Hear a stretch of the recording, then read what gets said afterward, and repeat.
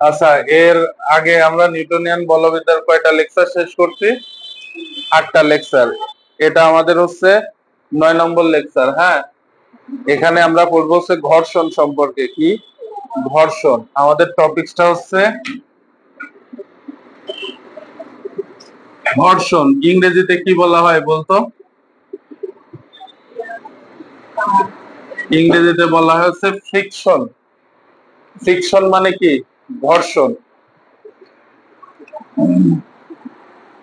ঘর্ষণের সংজ্ঞা আশা করি সবাই জানিস। ঘর্ষণ জিনিসটা কি বলতো? একটা বস্তু যখন আর একটা বস্তুর উপর দিয়ে চলা শুরু করে, তখন এই যে দুইটা বস্তুর স্পর্শ তলে যে একটা বাধা তৈরি হয় না, ওটা হচ্ছে কি? ঘর্ষণ। এটা তো সংজ্ঞা, আমাদের বুঝতে হবে ঘর্ষণ কি। সবসময় মনে রাখবি, ঘর্ষণ কোন দিকে কাজ করে? গতির বিপরীতে। গতি যেদিকে থাকে তার বিপরীতে ঘর্ষণ কাজ করে। ঘর্ষণ কাজ করে হচ্ছে গতির বিপরীতে। বানান ঠিক আছে? বিপরীত থাক চাই না থাক, বুঝতে তো পারছি। ফিজিক্সের মতোই বুঝলাম। ঘর্ষণ সবসময় গতির বিপরীতে কাজ করে। ঘর্ষণ, আরেকটা জিনিস লিখতে হবে হচ্ছে ঘর্ষণ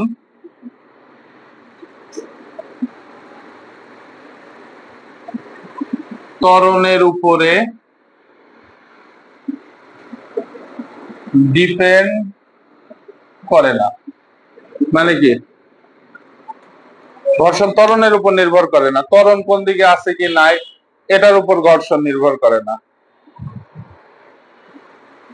মনে কর এটা একটা রাস্তা, এটা কি শুধু রাস্তা না, ঘর্ষণ যুক্ত রাস্তা। এর উপর দিয়ে কোনো কিছু গেলে সেখানে কি থাকবে? ঘর্ষণ থাকবে।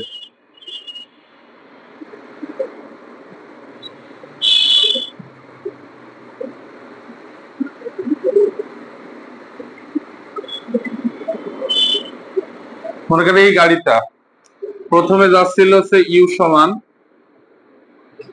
40 মিটার/সেকেন্ড বেগে। ধর এখানে গিয়ে বেগটা হয়ে গেছে 20 মিটার/সেকেন্ড। আচ্ছা, বেগ কমলে কি কাজ করে? ত্বরণ নাকি মন্দন? মন্দন। মন্দন কোন দিকে কাজ করে? মন্দন কিন্তু গতির বিপরীতে কাজ করে। মন্দন কোন দিকে কাজ করে? গতির বিপরীতে। তার মানে এবার ত্বরণ এদিকে কাজ করছে, কিন্তু বস্তু গতিশীল কোন দিকে? এদিকে না? বস্তুটা হচ্ছে, বস্তু বলছি, গাড়িটা এদিকে গতিশীল। তাহলে যেই দিকে গতিশীল, ঘর্ষণ কোন দিকে কাজ করবে?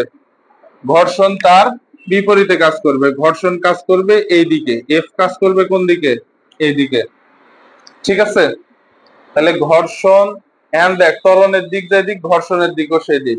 এবার আমি একটু বলি, মনে কর বস্তুটার আদি বেগ ছিল 80 মিটার/সেকেন্ড, এখানে আসি বেগটা হয়ে গেছে 40 মিটার/সেকেন্ড, এখানে আসি বেগটা হয়ে গেছে 80 মিটার/সেকেন্ড। এবার বলতো ত্বরণ কাজ করছে নাকি মন্দন? বেগ যেহেতু বৃদ্ধি পাচ্ছে সেহেতু ত্বরণ কাজ করছে। কোন দিকে কাজ করছে? এই দিক বরাবর। ত্বরণ সামনের দিক বরাবর। এখনো ঘর্ষণ কোন দিকে কাজ করছে? বিপরীতে। ঘর্ষণ কোন দিকে কাজ করছে? গতির বিপরীতে। কোন দিকে কাজ করছে? বস্তু যেদিকে গতিশীল, বস্তু কিন্তু এবারও এদিকেই গতিশীল, তাই না? বস্তু যেদিকে গতিশীল তার বিপরীতে কাজ করছে হচ্ছে কি? ঘর্ষণ। ঠিক আছে? তাহলে ঘর্ষণ কার বিপরীতে কাজ করে? ঘর্ষণ হচ্ছে গতির বিপরীতে ঘর্ষণ কাজ করে, গতির বিপরীতে। ঘর্ষণ কিন্তু ত্বরণের উপরে নির্ভর করে না। ঘর্ষণ কি ত্বরণের উপরে নির্ভর করে? ঘর্ষণ ত্বরণের উপরে নির্ভর করে না। ঠিক আছে? বুঝলি বিষয়টা? আচ্ছা, মুছে দিলাম। কেন? এটা খোলা লিখবে?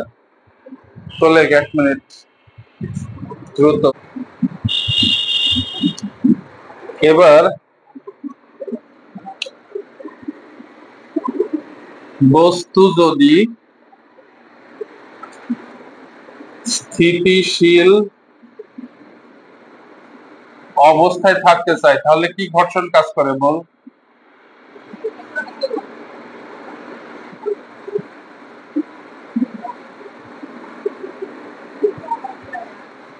তাহলে একটা ঘর্ষণ কাজ করে, ওটাকে বলা হচ্ছে স্থিতি ঘর্ষণ বা স্ট্যাটিক ফ্রিকশন। এটাকে কি বলা হয়?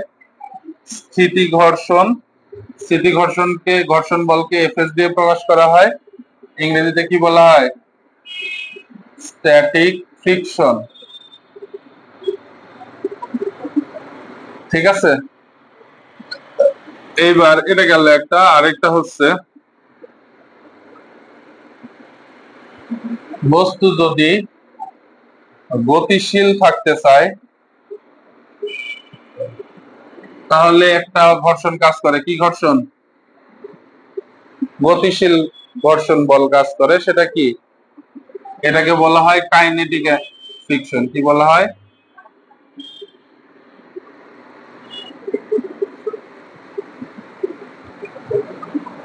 এবার বস্তু যদি ঘুরতে থাকে তখন একটা ঘর্ষণ কাজ করে, সেটাকে কি বলা হয়? আবর্ত ঘর্ষণ। ইংরেজিতে বলা হয় হচ্ছে রোলিং ফ্রিকশন। কি বলা হয়? Rolling friction. বস্তু যদি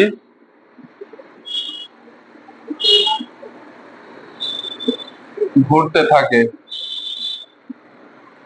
তাহলে যে ঘর্ষণ কাজ করে এটাকে বলা হয়, এফ আর দিয়ে প্রকাশ করা হয়, এটাকে বলা হয় রোলিং ফ্রিকশন।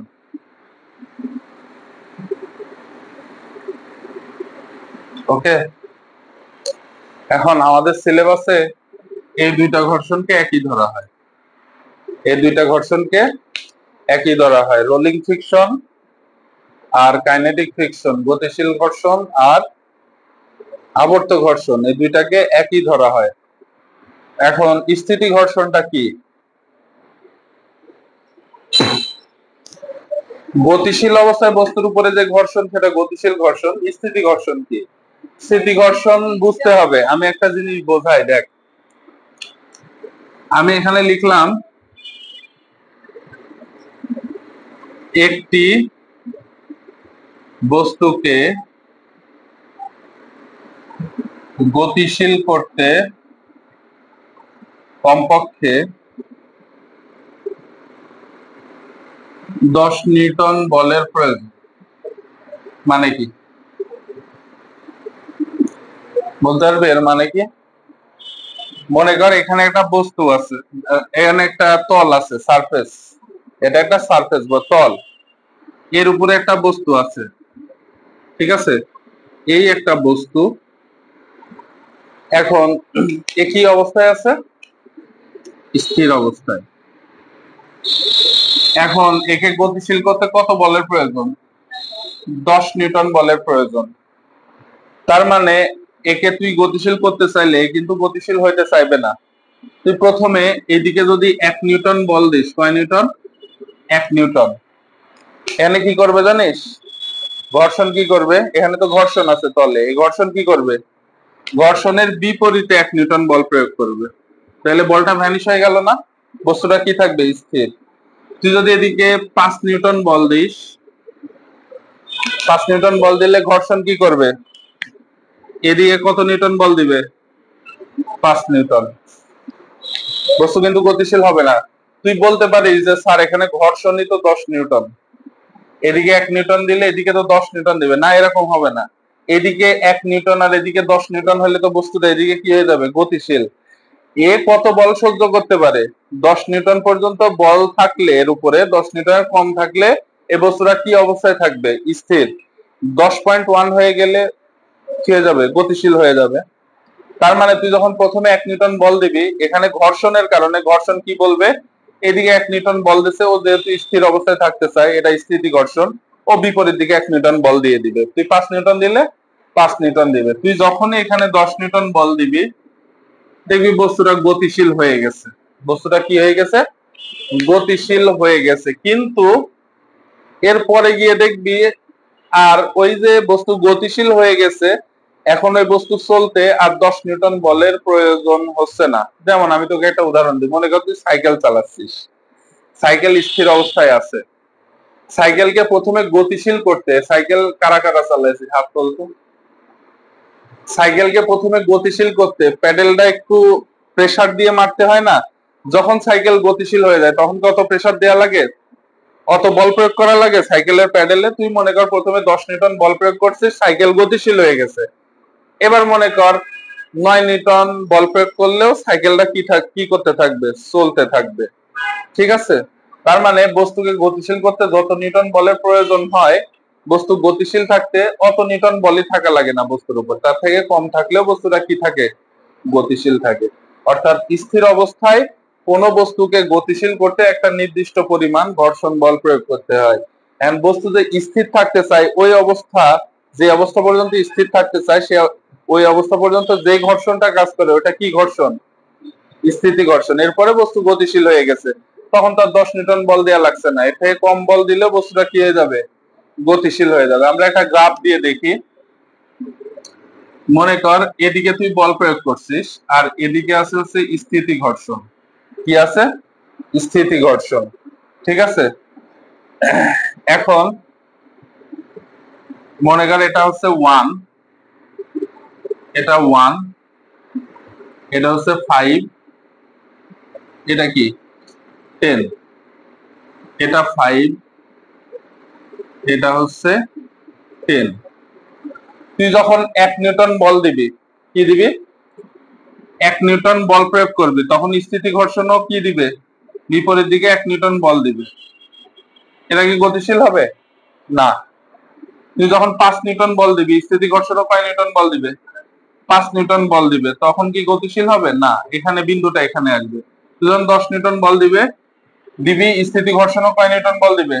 10 নিউটন। এবার কিন্তু গতিশীল হয়ে যাবে, কারণ গতিশীল করতে কমপক্ষে কত নিউটন বলের প্রয়োজন? 10 নিউটন। এদের দিয়ে যদি আমি একটা গ্রাফ টানি, গ্রাফটা কেমন হবে? একটা সরল রেখা হবে না? গ্রাফটা কেমন হবে? একটা সরল রেখা। একটু খেয়াল কর, এগুলো যদি আমি এভাবে যোগ করে দিই,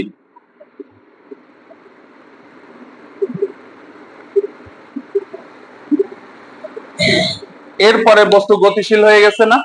বস্তু গতিশীল হয়েছে। গতিশীল হওয়ার পরে এই বলের মান যদি এবার কমে যায়, মনে কর এই পর্যন্ত কয় নিউটন ছিল? 10 নিউটন। মনে কর এটা কত নিউটন? 9 নিউটন। এরপরে যদি 9 নিউটন বল দিস, বস্তু কি করতে থাকবে? গতিশীলই থাকবে। ঠিক আছে? এটা হচ্ছে বল প্রয়োগ করলে কমপক্ষে কত বল দিলে বস্তুটা গতিশীল হয় তার একটা গ্রাফ দেখালাম। এই যে ঘর্ষণ, এখানে যে ঘর্ষণ এই পর্যন্ত যে ঘর্ষণ, এই ঘর্ষণটাকে কি ঘর্ষণ বলা হয়? এই ঘর্ষণটাকে বলা হয় স্থিতি ঘর্ষণ। তোদের বইয়ে দেখবি গ্রাফটা এভাবে দেওয়া আছে, গ্রাফের ব্যাখ্যাটা ওইভাবে দেওয়া নাই। এই ঘর্ষণটুকুকে কি বলা হয়? স্থিতি ঘর্ষণ। কারণ তুই যতই বল প্রয়োগ করিস এই পর্যন্ত কি বস্তু গতিশীল হবে? না। গতিশীল হবে যখন কমপক্ষে 10 নিউটন বল দিচ্ছিস, তখন বস্তুটা কি হয়ে যাচ্ছে? গতিশীল। এবার গতিশীল হওয়ার পরে বস্তু তো আর 10 নিউটন বল প্রয়োগ করা লাগছে না। যেমন সাইকেল, আমি একটু আগেই বললাম, সাইকেলকে গতিশীল করতে প্রথমে যে পরিমাণ বলে প্যাডেল মারতে হয়, যে পরিমাণ বল দিতে হয় প্যাডেলের উপরে, গতিশীল হয়ে গেলে কিন্তু ওই পরিমাণ বল দেওয়া লাগে না। তার থেকে ধীরে প্যাডেল মারলেও কিন্তু সাইকেল কি করতে থাকে? চলতে থাকে। তো মনে করে এর থেকে ধীরে প্যাডেল মারলি, এইবার এইদিকে বস্তুটা গতিশীল আছে। তাহলে এই যে গতিশীল, এই অবস্থাটাকে কি বলা হবে? এটা হচ্ছে আমাদের এফএস, স্থিতি ঘর্ষণ। এটা আমাদের কি? এফ কে, গতিশীল ঘর্ষণ। অর্থাৎ গতিশীল তুই এখানে কি দেখতে পালি? দেখতো, গতিশীল স্থিতি ঘর্ষণ, স্থিতি ঘর্ষণ বল সবসময় কি হয়? গতিশীল ঘর্ষণ বলের থেকে কি হয়? বড় না? স্থিতি ঘর্ষণ বল গতিশীল ঘর্ষণ বলের থেকে বড় হবে না? আর আমরা এসএসসি তে এটা পড়ে আইছি, এফ সমান সমান কি? মিউ আর। এফ এস সমান তোরা পড়েছিস mu S into R. F S না, এটাকে বলা হয় এফ ম্যাক্স। কি বলা হয়? এফ ম্যাক্স সমান মিউ এস আর। মানে F S max, F max বলতে F S max, F S max মানে কি? সর্বোচ্চ সর্বোচ্চ স্থির ঘর্ষণ বল সমান কত? Mu S into R. সর্বোচ্চ যে বলটা দিলে বস্তুটা গতিশীল হবে সেটাকে কি বলা হয়? এফএস বলা হয় না?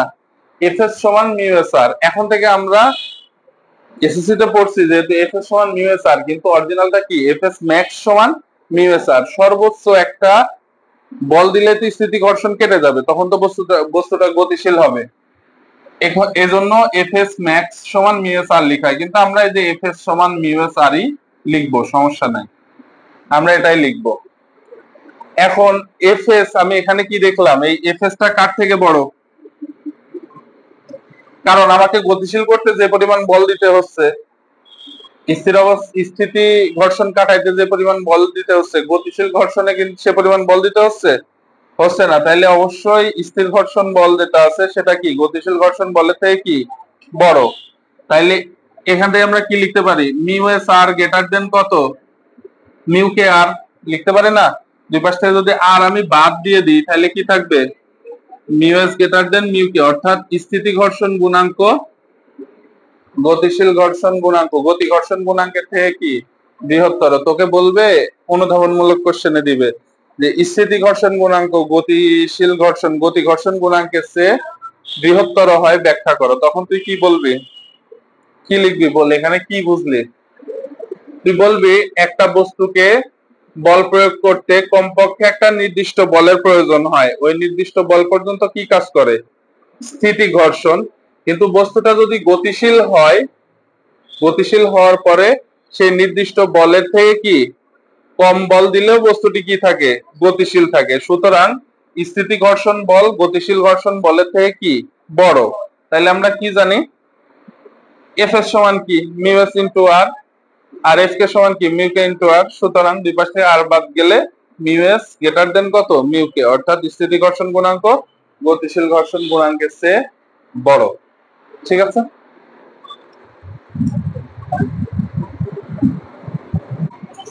আচ্ছা, এবার এবার আমরা এর ঘর্ষণের বিভিন্ন কেস করব। দেখ, কেস নাম্বার 1,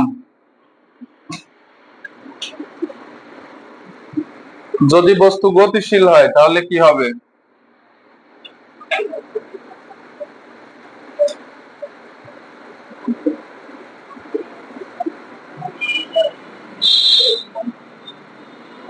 এটা সবাই আমি আমি লিখবো, তোরা আমার সাথে সাথে সবাই বলবে।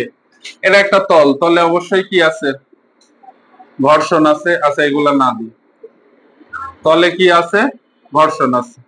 এখানে একটা বস্তু আছে, কি ভরের বস্তু, এম ভরের বস্তু। এর উপরে দুইটা বল আছে, কি কি বল, একটা হচ্ছে নিচের দিকে কাজ করছে কি এম জি, একটা উপরের দিকে কাজ করছে অভিলম্ব প্রতিক্রিয়া বল আর। ক্রিয়া প্রতিক্রিয়া কিন্তু একই বস্তুর উপরে হয় না, ক্রিয়া প্রতিক্রিয়া কার কার উপরে হয়, ভিন্ন ভিন্ন বস্তুর উপরে। এটা কিন্তু আমি দেখাইছিলাম প্রথমে যখন এটা শুরু করি, যাই দেখবে।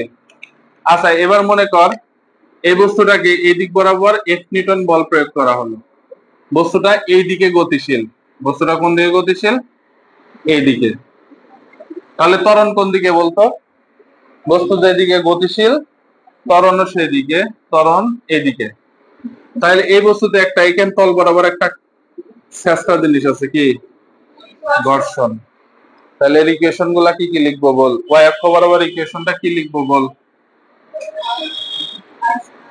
ওয়াই অক্ষতে কি লিখবো, ওয়াই অক্ষ বরাবর আমরা কি জানি, বস্তুটা উপর নিচে ওঠানামা করছে না, নাচানাচি করছে না। তাহলে নিচের দিকে যে পরিমাণে বল, উপরের দিকে সেম পরিমাণে বল। তাহলে আর সমান কত হবে, এম জি। এক্স অক্ষ বরাবর ইকুয়েশনটা কি হবে বল, কোন বলটা বড়, বস্তুটা এদিকে যেহেতু চলে যাচ্ছে তাহলে এফ বড়, আর এই এফ কি ছোট। তাহলে আমরা কি লিখবো, এফ মাইনাস এফ সমান এম এ। এখান থেকে কি লেখা যায়, এফ মাইনাস এফ মানে কি মিউ ইন্টু আর না, মিউ ইন্টু আর সমান কত, এম এ। তাহলে এফ সমান কত, এফ মাইনাস মিউ ইন্টু কত, আর মানে কত, এম জি সমান কত, এম এ। তাহলে এখান থেকে কি লেখা যাবে, এফ সমান এম এ প্লাস মিউ এম জি। ঠিক আছে? এখান থেকে তুই চাইলে ঘর্ষণ সহগ বের করতে পারবি, চাইলে ত্বরণ বের করতে পারবি, চাইলে কি কত বল আছে এটাও বের করতে পারবি। তো এটা টাইপ 1 ছিল, কেস 1। এবার মনে কর কেস 2টা কেমন দিই, এটা একটা তল, তলের উপরে একটা বস্তু আছে, এই বস্তুটা আছে এম ভরের বস্তু, এর ওজন নিচের দিকে কাজ করছে, অভিলম্ব প্রতিক্রিয়া উপরের দিকে কাজ করবে। এবার এটাকে গতিশীল করার জন্য মনে কর আমি এই দিক বরাবর থিটা কোণে, কি কোণে, থিটা কোণে একটা বল প্রয়োগ করছি, তাহলে এই বলের কয়টা উপাংশ থাকবে? দুইটা। একটা এই বরাবর কি উপাংশ থাকবে? এফ কস থিটা, যার সাথে থিটা থাকে। আর একটা এই বরাবর উপাংশ থাকবে কি? F sine theta, F sine theta. ঠিক আছে, তাহলে আমরা আর এখানে আরেকটা জিনিস কাজ করবে, কি বলতো? এই দিক বরাবর একটা কি থাকবে? ঘর্ষণ থাকবে। তাহলে ওয়াই অক্ষের ইকুয়েশনটা আমরা কি লিখবো বল? ওয়াই অক্ষের ইকুয়েশন, যেহেতু বস্তুটা উপর নিচে উঠানামা করছে না, তাইলে উপরের দিকে যে পরিমাণে বল, নিচের দিকে সেম পরিমাণে বল। তাহলে আমরা কি লিখবো? R plus F sine theta, F sine theta সমান কত? এমজি। এখান থেকে আর সমান কি লেখা যায়? MG minus F sine theta. X অক্ষ বরাবর ইকুয়েশনটা কি হবে বলতো? এফ কস থিটা মাইন, বস্তুটা কোন দিকে গতিশীল? বস্তুটা মনে কর এইদিকে গতিশীল, তাহলে বস্তু ত্বরণ এইদিকে। ঠিক আছে, বস্তুটা এদিকে গতিশীল, তাহলে এই বলটা বড় আর এই বলটা ছোট। তাহলে কি হবে? বড় বল মাইনাস ছোট বল সমান এম এ। এখান থেকে কি লেখা যায়? F cos theta minus mu R সমান কত? M A. তো এখান থেকে কি লিখতে পারবি? F cos theta minus mu, R এর মান কত? এই যে আর এর মান হচ্ছে MG minus F sine theta সমান এম এ। এখান থেকে তুই ইচ্ছা করলে এফ এর মান বের করতে পারবি, ইচ্ছা করলে থিটার মান বের করতে পারবি, ইচ্ছা করলে মিউ এর মান বের করতে পারবি। যদি কোনো কোণে কোণে টানা হয় কোনো বস্তুকে, একটা বস্তু আছে, আমি একটা কোণ নির্দিষ্ট কোণে টানছি, তখন এটা। ঠিক আছে, তোকে যদি বলে কত কোণে টানছিস, এই তোদের যদি বলে কত কোণে টানছিস, তাহলে কি হবে? কার মান বের করতে হবে? এবার খেয়াল কর সবাই, মনে করে এটা একটা তল, এই তলের উপরে এই বস্তুটা আছে, এই বস্তুটা, এন্ড ঘর্ষণ কোণ কত হলে এই বস্তুটা গতিশীল হবে? দেখ তো, আমি কোণ বাড়াচ্ছি না, বস্তু গতিশীল হয়েছে? এটা না, একটা ভালো বস্তু লাগবে, এই বস্তু দিয়ে হচ্ছে না। আচ্ছা দেখ, এখানে দেখ, বস্তু গতিশীল হয়েছে, বস্তু গতিশীল হয়েছে, বস্তু গতিশীল হয়েছে, স্থির আছে, বস্তু গতিশীল হয়েছে, বস্তু এই যে এবার নাড়াচাড়া করছে। কখন নাড়াচাড়া করবে? যখন ঘর্ষণ বলটা কার হবে? কার সমান হবে? আমি আমি এখানে ঘর্ষণ বল কত এটা বের করতে চাচ্ছি না, আমি বের করতে চাচ্ছি কি, কত কোণ, মানে এই যে এই আনত কোণটা কত হইলে এই বস্তুটা গতিশীল হবে। ঠিক আছে, আমি ওই জিনিসটাই বের করতে চাচ্ছি। কিভাবে? দেখ, একটা আনত তল লাগাইতে হবে, এটা হচ্ছে কেস 3 আমাদের।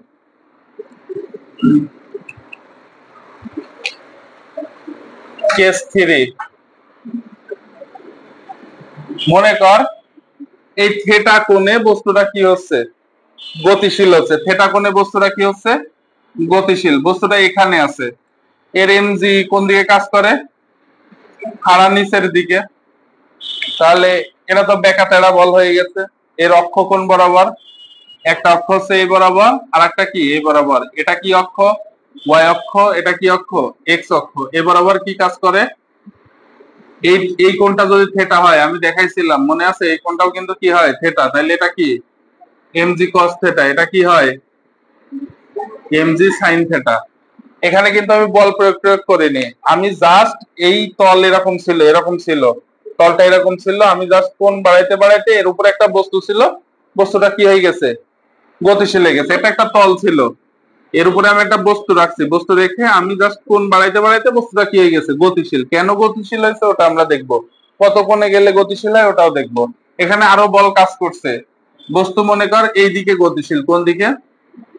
বস্তুটা নিচের দিকে গতিশীল, কারণ আমি তল কোণ বাড়াইলে তো বস্তুটা নিচের দিকে পড়বে, নাকি উপরের দিকে চলে যাবে? উপরের দিকে তো যাবে না, তাহলে এই দিকে আরেকটা বল কাজ করবে, কি? ঘর্ষণ বল। খাড়া উপরের দিকে, খাড়া উপরের দিকে একটা বল থাকবে, কি বল? অবিলম্ব প্রতিক্রিয়া বল। তাইলে এখানে ইকুয়েশন বলে আবার লিখতে হবে, দেখতো কি লিখবো?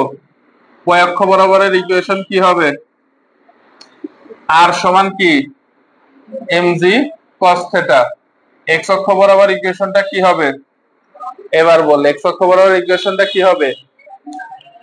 ঘর্ষণ বলের সমান বল এটা, তখনই বস্তুটা কি হয়ে গেছে, গতিশীল হয়ে গেছে না। বস্তুটা কখন গতিশীল হয়, কখন গতিশীল হয় বস্তু, যখন ঘর্ষণ বলটা প্রয়োগকৃত বলের কি হয়ে যায়, সমান।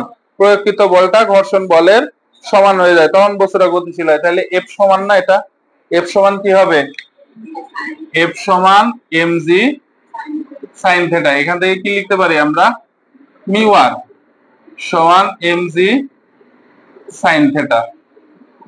তাইলে এখান থেকে কি লেখা যায়, mu M G cos theta সমান এম জি সাইন থেটা। ঠিক আছে, তোকে যদি ঘর্ষণ বল বের করতে বলে এই সূত্র, যদি অভিলম্ব প্রতিক্রিয়া বল বের করতে বলে এই সূত্র, মনে কর এবার তোকে বললো কত কোণ হইলে এই বস্তুটা গতিশীল হয়েছে, কত কোণে ঘর্ষণ কোণ কত হইলে এই বস্তুটা গতিশীল হয়েছে, তখন তুই কি কার মান বের করবি, থেটার মান বের করতে হবে। কিভাবে, এটা দেখ এমজি কাটা যায় না, কি থাকে, মিউ সমান সমান সাইন থেটা বাই কত, কস থেটা লিখা যায়। কস থেটার পাশে পার করে দিলাম, ভাগ হয়ে গেল। তাইলে ট্যান থেটা সমান কত, মিউ। থেটা সমান কত, ট্যান ইনভার্স মিউ। ঘর্ষণ যে সহগটা দেয়া থাকবে ওটাকে ট্যান ইনভার্স করলে কি পাওয়া যাবে, ঘর্ষণ কোণ পাওয়া যাবে। ঠিক আছে, তোল।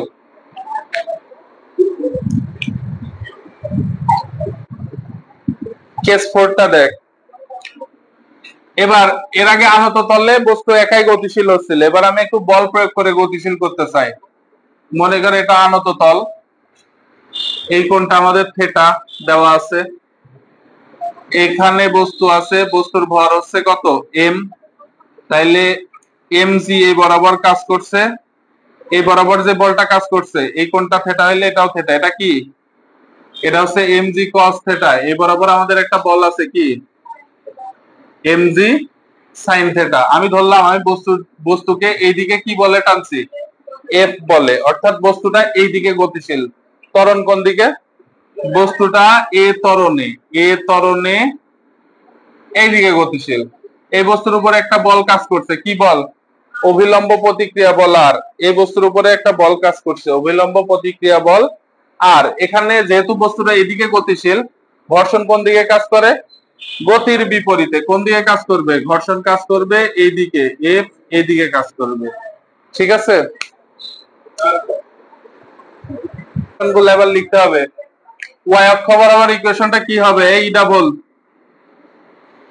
খুশি বল, ওয়াই অক্ষ বরাবর ইকুয়েশনটা কি হবে, আর সমান কি, এমজি কি, উপরের দিকে যে পরিমাণে বল, নিচের দিকে সেম, নিচের দিকে কি বল কাজ করছে, এমজি কস থেটা। তাইলে আর সমান এমজি কস থেটা। এই মুশফিকা তুই কি বুঝলি কেন এটি লিখলাম, বাড়িতে আবার কাঁদবি না তো, আমি পারবো না। এক্স অক্ষ বরাবর কি, এক্স অক্ষ বরাবর বস্তুটা কোন দিকে গতিশীল, এই দিকে গতিশীল। তাহলে এই বলটা বড় আর এই দুইটা বল কি ছোট, তাহলে কি হবে, এফ মাইনাস ছোট হাতের F minus M G sine theta সমান কত হবে, এম এ। তখন কিন্তু কোনো বলটল প্রয়োগ করছিলাম না, এজন্য কিন্তু আমি নিট বলটা লিখছিলাম না, লিখছিলাম একটা সমান আর একটা লিখে দিছিলাম।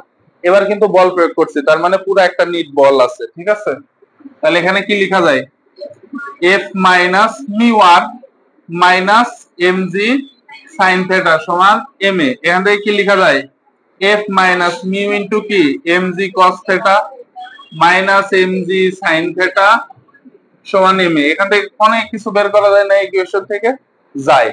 এবার বস্তুটা এ ত্বরণে এইদিকে গতিশীল ছিল, আমি যদি বলি বস্তুটা এ ত্বরণে এবার এইদিকে গতিশীল, তাহলে ঘর্ষণ বলটা কোন দিকে কাজ করবে বলতো, বস্তু এদিকে গতিশীল, তখন ঘর্ষণ বল কিন্তু এদিকে চলে যাবে, তাই না। তখন এখানে মাইনাসের দ্বারা কি হয়ে যাবে, শুধু প্লাস, এডিও তুলবি ওই ডিউ করবি। ঠিক আছে, কর এখন 2 মিনিটে কর, করে দি। এফ বলটা মনে কর এভাবে প্রয়োগ না করে, সবাই একটু খেয়াল কর, এফ বলটা এভাবে প্রয়োগ না করে, এফ বলটা যদি এবার আলফা কোণে প্রয়োগ করে, আলফা কোণে, তাহলে কত হবে, এটা কি হবে, এটি কি হবে, এফ কজ আলফা। এটা কি হবে, এবার আবার আর একটা বল থাকবে কি এফ সাইন আলফা, তখন এখানে কি হবে বলতো,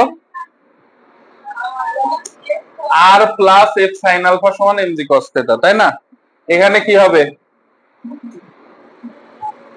F F cos theta minus MG sign theta সমান এম এ, বুঝতে পারলে? যদি বলটা এইভাবে প্রয়োগ না করে বলটা আলফা কোণে প্রয়োগ করায় তাহলে তো এর দুইটা উপাংশ থাকবে, তাই না? দুইটা উপাংশ কি কি, একটা এফ কস থিটা, একটা কি এফ সাইন থিটা। উপরের দিকে যে পরিমাণে বল নিচের দিকে সেম পরিমাণে বল। ভিডিও চালু করা হয়েছে?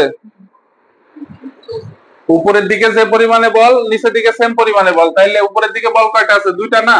তাহলে এটা হবে আর প্লাস এফ সাইন আলফা সমান কত এমজি কস থিটা। আর এটা ওয়াই অক্ষ বরাবর, এক্স অক্ষ বরাবর কি হবে, বস্তুটা ধরলাম এইদিকে গতিশীল, তাহলে ঘর্ষণ কোন দিকে কাজ করবে, এদিকে না? তাহলে এই বলটা বড় আর এই দুইটা বল কি ছোট, তাইলে F sine theta minus sorry F cos alpha minus F minus কত এম জি সাইন থিটা সমান কত এম এ। যদি বস্তুটা এবার নিচের দিকে গতিশীল হয় তাহলে এখানে চিহ্নটা কি হয়ে যাবে, শুধু প্লাস।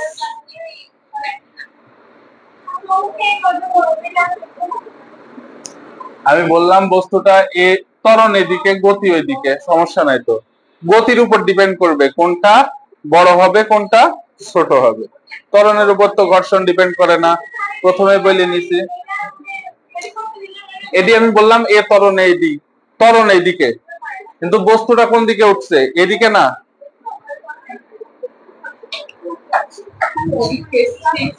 আচ্ছা আমরা 2 নম্বরে কি বলছে, 2 নম্বরে বলছে যদি 19 নিউটন মানের অনুভূমিক বল বস্তুকে সমত্বরণে রাখে তাহলে মিউকে কত। সমত্বরণে থাকা মানে কি, বস্তু গতিশীল নাকি স্থির?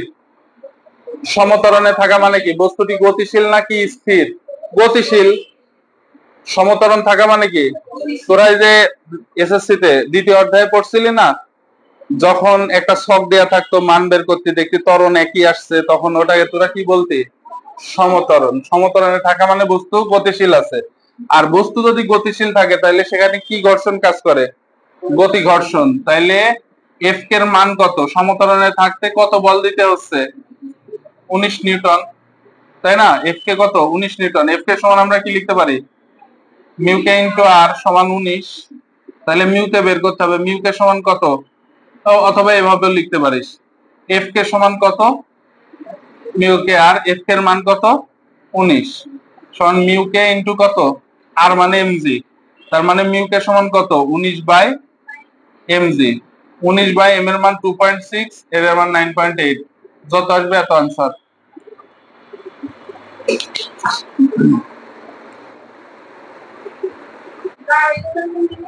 দেখ একটি বস্তু ঘন্টায়, তুই তুই রাগও করেছিস, হ্যাঁ রাগে দিলি মানে,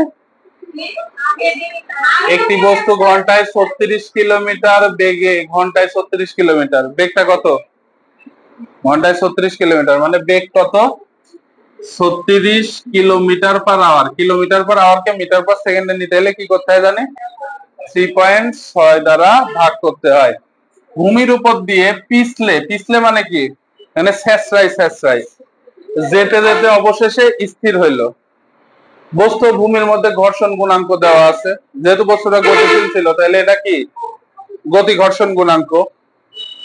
বস্তুটি স্থির অবস্থায় আসার পূর্বে কত দূরত্ব অতিক্রম করবে, মনে কর এটা তল, এই তলের উপরে এখানে বস্তুটা ছিল এম ভরের বস্তু, এর বেগ কত ছিল, ইউ সমান 36 ভাগ 3.6 কত আসে 10 মিটার পার সেকেন্ড।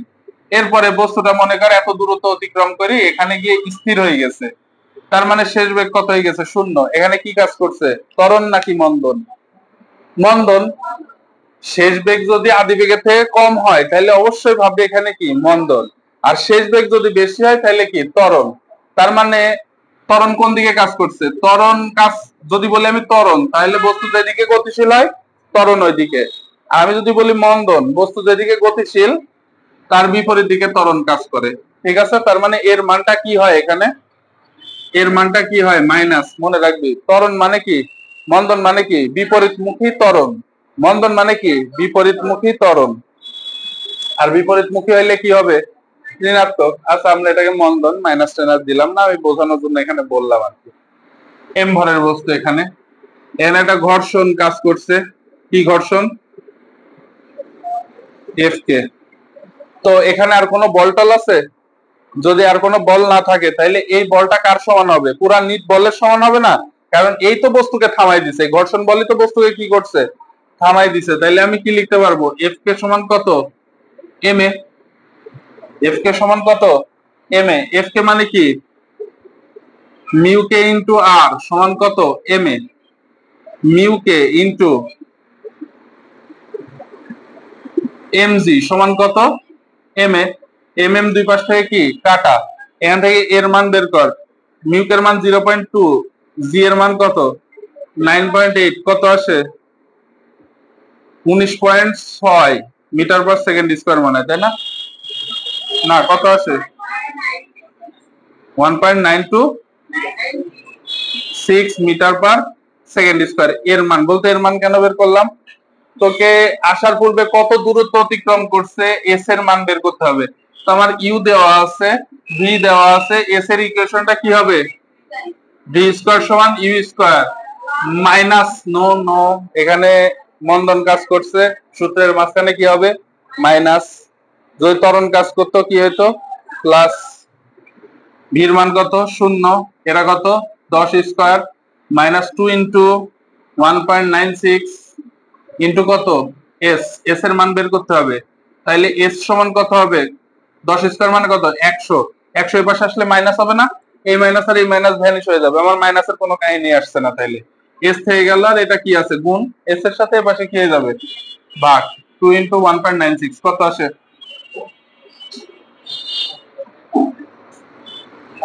25.5 মিটার। এটা আমাদের আনসার।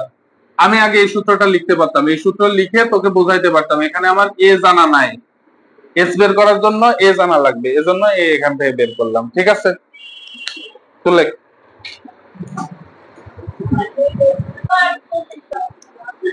আচ্ছা এটা আমি আবার আঁকাই, নাহলে এই ছেলেগুলি বুঝতে পারবে না। এরপরে এখনো 3টা অঙ্ক করাবো।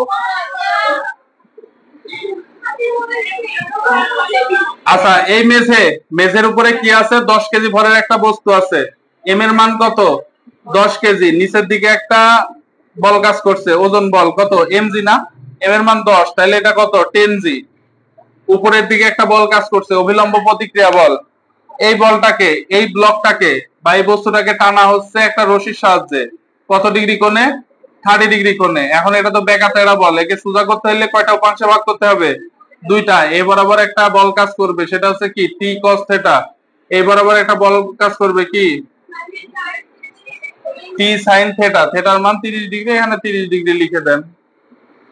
আর একটা বল আছে গতির বিপরীতে, ঘর্ষণ বল কত 8 নিউটন, রশির টান বের করতে হবে টি, বস্তুর উপরে মেঝের প্রতিক্রিয়া বল। এখন আমি প্রথমে ওয়াই অক্ষ বরাবর, প্রথমে আমাকে টান বলটা বের করতে হবে না, তো আমরা কি জানি যেহেতু বস্তুটা কি বেগে চলছে সমবেগে, উপরের দিকে যে পরিমাণে বল নিচের দিকে সেম পরিমাণ, সমবেগ মানে সামনে যে পরিমাণে বল পেছনে সেম পরিমাণে বল। তাইলে আমি এখান থেকে কি লিখতে পারবো, এক নম্বরে এফ কে সমান কি লিখতে পারবো টি কস 30 ডিগ্রি লিখতে পারবো না, এফ কে এর মান কত 8 সমান টি কস 30 ডিগ্রির মান কত বল √3/2, এখান থেকে টির মান বের হবে না, 16/√3 সমান কত টি, কত আসে যত আসবে এত নিউটন, কত 9.23। 2 নম্বরে কি বলছে অভিলম্ব প্রতিক্রিয়া বল, আমরা কি জানি আর বের করতে হবে, তার মানে ওয়াই অক্ষ বরাবর ইকুয়েশন নিয়ে আমার কাজ করতে হবে, উপরের দিকে যে পরিমাণে বল নিচের দিকে সেম পরিমাণে বল, তার মানে কি আর প্লাস টি সাইন 30 ডিগ্রি সমান কত 10 জি, 10 জি। তাহলে আর সমান কত 10 ইন্টু জির মান 9.8 মাইনাস টি কস কত ডিগ্রি 30 ডিগ্রি, 10 ইন্টু 9.8 মানে 98 মাইনাস 9.23, এটা তো সাইন, সাইন 30 ডিগ্রির মান কত 1/2, কত আসে দেখ কত আসে যত আসবে এত নিউটন आंसर। এই অঙ্ক কি কঠিন এখন? সহজ অঙ্ক। তোর ক্যালকুলেটর কো? এই দেখ কি বলছে, অনুভূমিক, এটা হচ্ছে অনুভূমিক মসৃণ তল, এর উপরে 80 কেজি ভরের একটি lawn roller, lawn lawn roller না আঁকাইম, একটা গোল কিছু একটা আঁকাইলাম। আচ্ছা, অনুভূমিকের সাথে কত ডিগ্রি কোণে আছে? 30 ডিগ্রি কোণে 400 নিউটন মানের একটি বল দ্বারা টানা হচ্ছে। মনে কর এই যে এটা কত ডিগ্রি কোণে টানা হচ্ছে, এই কত নিউটন বলে? 400 নিউটন বলে। এই কোণটা কত ডিগ্রি ধরলাম? এই কোণটা 30 ডিগ্রি। তাহলে এটা তো বেঁকা তেড়া বল, একে তো সোজা করতে হবে। এই বরাবর কি কাজ করবে? 400 cos 30 ডিগ্রি। এই বরাবর কি কাজ করবে? 400 sin 30 ডিগ্রি। ঠিক আছে, আরো আরো বল আছে। লন রোলারের ওজন এম কত দেওয়া আছে? 80 কেজি। এই বরাবর তাহলে কি কাজ করবে? 80 জি। এই বরাবর কি কাজ করবে? আর একটা অভিলম্ব প্রতিক্রিয়া বল আর। আর এইদিকে একটা কিছু আছে, কি এটা? এফ কে, ঘর্ষণ বল। এফ কে না বলি এফ আর বলা যায়, কিন্তু আমরা এখানে এফ কে আর এফ আর দুটাকে সেমই ধরি, সমস্যা নাই। তাহলে তল ও রোলারের মধ্যে ঘর্ষণ গুণাঙ্ক। আচ্ছা, উপরের দিকে যে পরিমাণে বল, নিচের দিকে সেম পরিমাণে বল, তাহলে ওয়াই অক্ষর ইকুয়েশন কি লেখা যায়? আর প্লাস 400 সাইন 30 ডিগ্রি সমান কত? 80 জি। তাইলে আর সমান কি হয়? 80 ইন্টু 9.8, আর এটা এর পাশে বিয়োগ হয়ে যাবে না? তাইলে কত লেখা যায়? মাইনাস 400 সাইন 30 ডিগ্রির মান কত? 1/2। এটা কত হয়?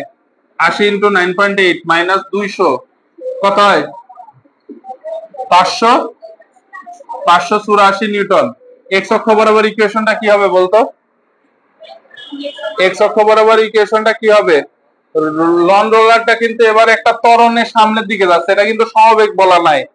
তার মানে যেদিকে যাচ্ছে এদিকে যাচ্ছে। মনে কর এই বলটা বড় আর এই বলটা কি ছোট, তাহলে বড় বল মাইনাস মাইনাস এফ কে সমান কত? এম এ। 400 ইন্টু √3/2, তার মানে এটা কত হবে? 200√3 না? √3/2 ছিল, 2 দিয়ে 400 রে কাটলে 200 থাকে। মাইনাস এফ কে সমান কত? মিউ কে ইন্টু আর সমান এম এর মান 80, ত্বরণ কত? 3। 200√3 মাইনাস মিউ কে ইন্টু আর এর মান কত? 584 সমান কত? 3 8 24, 240। এখান থেকে কি লেখা যায় দেখ, এর এই পাশে প্লাস আছে, এই পাশে আসলে কি হবে? মাইনাস। 200√3 মাইনাস 240 সমান কত?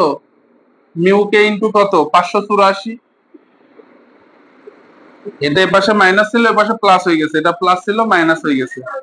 তাহলে 200√3 মাইনাস 240 ভাগ 584 সমান কত? মিউ কে মানটা কত আসে দেখ, ঘর্ষণ 0.18 মিউকের মান, এটা আমাদের আনসার। ঘর্ষণ গুণাঙ্ক বের করতে বলছে, ঘর্ষণ গুণাঙ্ক বের করে ফেলছে। এখানে না